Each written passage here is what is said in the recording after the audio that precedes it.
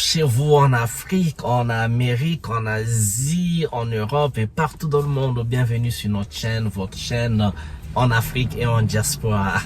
Et bien, comme vous savez, cette chaîne, c'est bien pour pour les amoureux de l'Afrique, pour ceux qui veulent voir l'Afrique s'émanciper, s'industrialiser, pour ceux qui veulent voir le peuple africain vivre dans la bienséance, dans le bien-être, pour ceux qui veulent voir des ponts, des bonnes routes, la bonne santé, les hôpitaux, des académies, des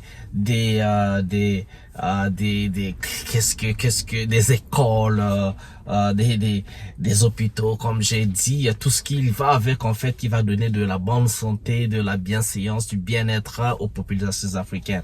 Mais je ne suis pas en train de dire que cela n'existe pas, cela existe, mais on veut que tout ça s'améliore et que ça ne s'arrête pas seulement en milieu urbain, mais que toutes ces bonnes choses qu'on voit dans les grandes villes africaines, qu'on les voit également dans les villages. Et dans les villages, et quand on parle ici du développement, bien sûr, je ne parle pas du modèle occidental, bien sûr, je ne parle pas des gratte-ciel et tout ce bazar-là, parce que c'est pas forcément ça qui fait le développement, ok? Qu'on soit bien sûr de ça, parce que si vous avez déjà visité les grandes villes en Occident, eh bien les gratte-ciel, c'est pas des gens, c'est pas des gens qui habitent dedans, hein. C'est souvent des bureaux, des compagnies qui ont là leurs meubles, leurs voitures et autres, alors que la population moyenne, la population normale vit voilà, dans les banlieues, dans les HLM, dans la cité, et c'est pas toujours la joie. Vous savez de quoi je parle. Bien, aujourd'hui, on va parler de cette expression qui revient souvent qui vient souvent de la bouche de bien des gens en Occident, et surtout de nos frères et sœurs européens ou occidentaux qui ne comprennent toujours pas le monde en dehors de leur monde. Ok, je parle de cela, et quand ici on généralise pas, on parle pas de tous les occidentaux, tous les Français, ok, mais on parle de ceux-là qui sont souvent ignorants, de ceux-là qui sont souvent racistes, de ceux-là qui n'ont pas la peur du cœur et passent tout leur temps à juger les autres. Et il y a une expression qui revient souvent, c'est l'expression sauvage. Oh là là, le mot sauvage. Je fais cette vidéo parce que, vous savez, il se passe aujourd'hui en Nouvelle-Calédonie des troubles politiques et autres, parce que la Nouvelle-Calédonie est sous un peu le contrôle politique de la France. Donc c'est un territoire français, ce qui est encore très bizarre parce que la France est quasiment le seul pays qui a encore plein de territoires comme ça qu'ils occupent. C'est quasiment le seul pays colonial à côté des États-Unis qui veut devenir un empire comme ça. Et donc la vidéo que j'ai regardée, il y a quelqu'un, voilà, un cadre, comme on dit, hein, un cadre, un professionnel, un intellectuel comme ça, français, qui traite les habitants de la Nouvelle-Calédonie des sauvages. Ce mot-là revient souvent, hein. Nous, en Afrique, on est fatigué de ça, hein. Africains, des sauvages. Ceux qui sont au village, c'est des sauvages. Les pygmées, c'est des sauvages. Les autochtones, c'est des sauvages. Donc, tous ceux qui ne vivent pas leur vie selon leur modèle de vie à eux, c'est des sauvages. Tous ceux qui ne mangent pas selon comme eux ils mangent. Donc, si vous mangez pas avec une fourchette, avec une cuillère, avec une assiette sur la table, comme ça, vous êtes sauvage. Si vous utilisez vos doigts pour manger avec les doigts, parce que je vous assure, hein, la nourriture est encore très douce, plus délicieuse quand vous mangez avec les doigts. Mais quand vous mangez avec les doigts, oh, c'est des sauvages. Et pourtant, tout le monde est né nu. Tout le monde est né nu et ils apprennent à ne pas utiliser. Vous dites, ah, c'est des sauvages. C'est quoi cette histoire-là avec des sauvages, traiter des gens de sauvages? Il y a encore un autre mot qui va juste côte à côte avec le mot sauvage, c'est primitif. Donc vous êtes des primitifs. Quand vous faites pas comme eux, ah, c'est primitif. Quand vous grimpez un arbre pour cueillir votre fruit, ah, c'est primitif. Quand vous faites, vous vous buvez de l'eau à la regalade, c'est primitif. Vous allez dans une source d'eau, vous mettez votre eau comme ça, que vous buvez qui tombe d'un rocher. C'est primitif, c'est sauvage. Et on traite souvent, vous remarquez que on traite de sauvages des peuples qui n'ont absolument rien demandé à personne. On ne leur a absolument rien demandé. Vous êtes chez vous, tranquille, vous les avez pas invités, vous vivez votre vie en paix, selon vous, selon vos us et coutumes, selon ce qui vous fait plaisir. Vous mangez quand vous voulez, vous amusez quand vous voulez, vous marchez quand vous voulez, vous faites des choses quand vous voulez. C'est quelqu'un qui quitte très loin, il traverse mer, océan, il prend l'avion, il vient chez vous, sans invitation, il vous trouve chez vous, en train de vivre votre vie tranquille, sans payer les taxes, sans facture d'électricité, sans facture d'eau, sans facture internet, sans tout ce tralala que eux ils vivent chez eux. Ils viennent chez vous, vous voir en train de vivre votre vie, et non seulement quand ils viennent chez vous, malgré qu'ils sont pas été invités, vous les accueillez parce que nous venons des cultures très hospitalières. Donc notre hospitalité fait que toute personne qui vient vous rendre visite, vous l'accueillez. Vous donnez, vous faites asseoir la personne, vous donnez à boire à la personne, à manger à la personne, vous partagez vos petits délices de vie et une partie de votre vie avec la personne. Et c'est la même personne qui vous traite de sauvage, de primitif. C'est pas bizarre ça, non, les gars? Je trouve ça très bizarre. Alors, qui est sauvage ici? C'est la personne qui vous accueille chez vous. Et souvent, quand on accueille chez nous les invités, c'est avec beaucoup de joie. Nous avons une culture de la danse. Parfois, on danse avec vous, on danse ensemble, on chante. C'est une façon de célébrer la vie, la joie. Non! Pendant que vous faites ça, l'invité, il vous regarde de haut. Il vous regarde avec des gros yeux comme ça, très étonné, ne comprenant rien du tout à votre culture, ne comprenant pas que vous faites des choses pas comme eux. Non, vous êtes des sauvages, vous êtes des primitifs. Tiens, mais qui est primitif ici? C'est pas la personne qui insulte la personne qui t'a rien demandé, rien fait. C'est pas cette personne qui est sauvage en fin de compte, ou bien c'est la personne qui vous accueille. C'est inversé. Et il faut faire très attention avec l'élite occidentale, parce qu'ils sont très doués dans la manipulation des mots. Et très doués. Ok, ça c'est des choses qu'il faut faire très attention. Et quand vous ne faites pas attention à ça, vous vous retrouvez en train de changer votre façon d'être, votre façon de vivre, votre façon de penser, parce que une personne étrangère vous a jugé, vous a pensé que votre mode de vie, non, c'est pas ça. Et il y a encore un autre mot, une insulte qui va à l'encontre des hommes noirs, aux hommes dits noirs, parce que bon, on est devenu noir, mais pourtant, nous on s'identifie pas comme noirs, vraiment, nous sommes africains, nous sommes Congo, nous sommes Bambara, Ibo, nous sommes Yoruba, nous sommes Fulani, nous sommes Hausa, nous savons bien qui nous sommes, d'où on vient, et on s'identifie pas par rapport à la couleur de notre peau. Donc ces mots-là ont été inventés et mis dans votre tête. Si vous faites pas attention, il y a des termes comme noir, blanc. Après on dit bon, les jaunes, on n'utilise pas trop jaune en parlant des asiatiques. Quand il faut parler des Indiens comme ça, des Indiens de l'Inde ou les Indiens, parfois on dit rouge, les Indiens, les natifs d'Amérique. Ou donc c'est des couleurs comme ça, on attache à la couleur de peau et eux ils disent ils sont blancs. Mais personne n'est vraiment blanc. Quand vous voyez la couleur blanche, mais personne n'est blanc parce que voilà, la peau humaine a différentes teintes, mais on a réduit cette chose à noir, blanc, peut-être rouge, peut-être jaune et peut-être on ne sait pas le reste.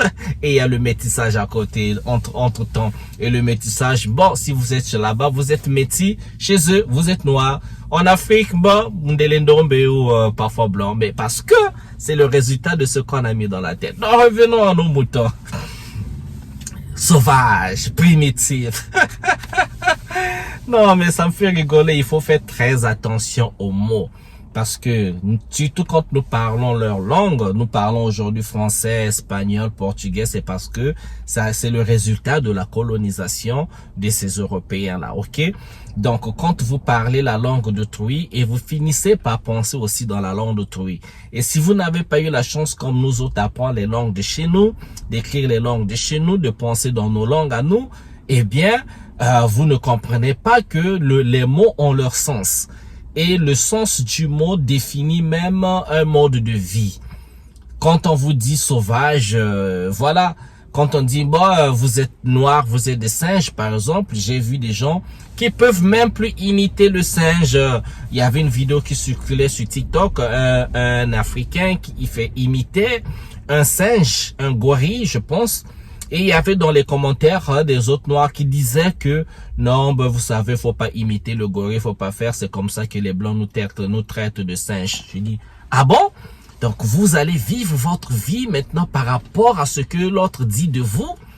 Un singe, un gorille, c'est un animal. Si vous pensez que vous êtes un gorille, le problème c'est vous. Parce que un gorille, un singe et tout, ce sont des animaux. On peut imiter un gorille, on peut imiter un cochon, on peut imiter un oiseau, on peut imiter une gazelle, un éléphant, comme on imite les sons des animaux. Eh bien, pourquoi quand ça tombe sur le gorille, vous ne voulez plus le faire? Parce que quelqu'un qui n'a pas la paix dans son cœur vous a traité de singe et vous avez cru que vous êtes aussi un singe. Mais depuis quand vous voyez des singes qui parlent, des singes qui vont à l'école, qui écrivent, des singes qui conduisent des voitures, des singes qui, qui vivent une vie dans la cité avec, parce que bon, voilà quoi. Si vous voyez des singes qui parlent maintenant, eh bien, il y a le problème, ce n'est ni le singe, ni la personne qui imite le singe, mais la personne qui pense que, voilà, cette personne ressemble à un singe. Bien sûr il arrive des moments que nous, les êtres humains, on peut avoir une certaine ressemblance avec un certain animal, mais c'est pas que les singes, ça arrive. Parce que dans les teintes de peau, oui, le singe, il y a des singes aussi, qui ont des singes qui ont des teintes de peau aussi. N'avez-vous jamais vu un singe qui a une peau rose? Parce que je dis pas blanc, parce que nous avons des teintes, même les blancs. Les blancs n'ont pas. Vous allez voir que le blanc, quand on dit blanc, hein, je lui dis blanc parce que c'est comme ça qu'on le dit. Ceux qui vivent vers le sud, par exemple, un Italien du sud qui avec des cheveux noirs et autres a une peau un peu plus foncée que, par exemple, quelqu'un, un Européen qui vit en Suède, par exemple, ok? Donc, il y a des teintes de peau comme ça qui est différentes. Si on veut ressembler à des animaux, mais ça arrive, par exemple, si on prend le cochon, ben, la peau du blanc, par exemple, ou la peau des Européens, vous ne voyez pas qu'il y a une ressemblance avec le cochon? C'est rose, le cochon est rose, leur peau aussi tend au rose. Tout comme l'homme africain, il y en a d'entre nous, ben, si je suis français comme ça, oui, j'aurais peut-être une peau qui va être aussi près de la peau d'un gorille, d'un singe, si vous voulez, mais cela ne fait pas de moi un gorille. Pas du tout, cela ne fait pas du blanc qui a une teinte de peau qui ressemble à la même teinte qu'un cochon, cela ne fait pas de lui un cochon. Donc, il y a des ressemblances comme ça. Il y a pas que ça, des ours et tout. Tu vois quelqu'un qui a des grosses joues dodues comme ça. Parfois, ça vous rappelle un ours. Ça arrive. Parfois, ça vous rappelle une civette. La tête, nous avons des têtes, des formes, des humains sont différents. Parfois, la forme de la tête est haute, des yeux, du nez, la bouche, ou le menton, ça vous rappelle une civette, ça vous rappelle un kangourou. Parce que, en fin de compte, nous sommes aussi des animaux, nous sommes des êtres vivants, nous sommes des animaux, juste des animaux un peu plus pensants que les animaux qui marchent à quatre pattes. Nous sommes donc à deux pattes, sur deux pieds, pour ne pas dire pattes, et ceux qui ont des pattes, pour ne pas dire pieds, à quatre. Donc c'est un peu ça la différence là. Le cerveau, la façon de faire certaines choses. Donc on pense différemment, on écrit ce que l'animal dans la forêt, la jungle n'a pas. Donc c'est ça. Qui est sauvage? qui est sauvage ici? Donc, à tous ceux qui n'ont pas la paix dans leur cœur, donc je parle de ceux-là qui sont racistes, qui veulent toujours juger les gens, qui peut toujours nos confrères européens, c'est pas et nos confrères qui sont là en Asie. En fait, tout ce monde-là qui sont pas africains, qui aiment toujours juger le reste du monde là et tout.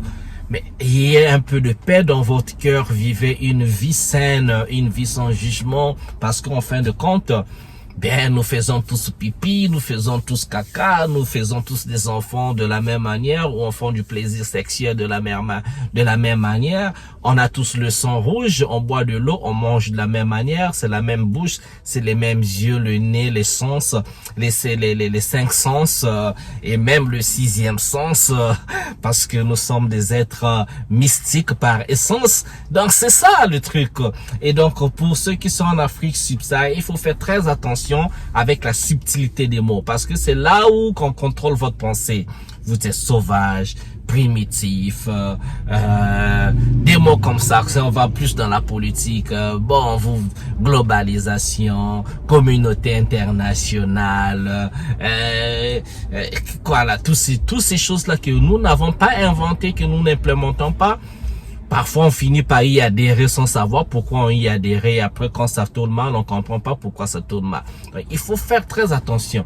Quand vous n'avez pas pensé les choses, vous n'avez pas généré des termes que vous utilisez pour vous, faites par vous et pour vous, alors vous allez vivre selon la pensée de quelqu'un d'autre.